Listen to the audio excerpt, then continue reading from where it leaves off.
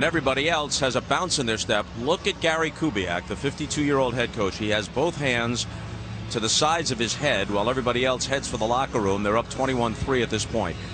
In retrospect, you could tell he was in distress at that point. Now as he tries to leave the field, he's going to collapse, go to his knees. For some period of time, a few minutes, he was flat on his back. Eventually he sat up, and then they wheeled him off on a gurney. He was taken by ambulance to the hospital. What we have been told is that he did not have a heart attack. Beyond that, we don't have particulars. Perhaps we can learn more. Michelle Tafoya is now with Rick Smith, the general manager of the Texans. Michelle? Well, Rick, a very, very difficult night for this organization. What can you tell us about the condition of Coach Kubiak at this point? Well, as I think your cameras captured, he had an episode at the end of the first half where he was lightheaded and dizzy, and so we took him to one of the local hospitals. He's been evaluated by a number of specialists. He is awake, he's coherent, and he's talking, and so we're just trying to get some information about how, what his condition is. What were you told about what happened down here? Well, that he was lightheaded and dizzy, and he went to a knee. And then they laid him on the ground to make sure that his vital signs were stable, so he is stable.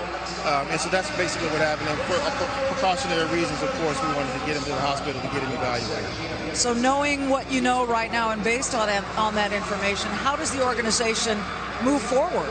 Well, we have to assess, Michelle. Obviously, there's a lot of information to be gathered at this point, so I don't want to speculate on anything at this point. Hopefully, Gary will be back with us tomorrow, and that's how we move forward. So that is a potential that he could be back and with you tomorrow. Oh, absolutely. Rick, thank you so much. Thank you. Bob?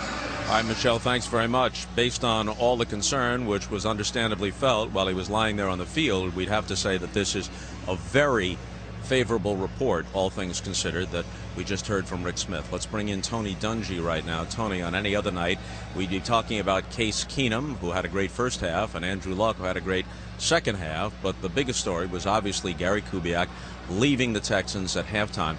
What effect would you say that had on the team in the second half?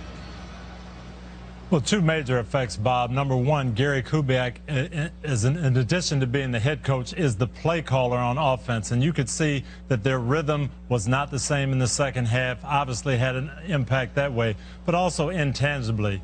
Players go in the locker room at halftime. Your coach is not there. Nobody's sure of what his condition is. I have to think that had an effect on those Houston Texan players in the second half. They didn't quite play their game as they did in the first half, as you mentioned. Plus, Tony, talk about a dramatic change of atmosphere. Here's a team that had been struggling, and they're up against a very good team, 21-3. You've got Case Keenum coming out of nowhere, seemingly, to become an almost overnight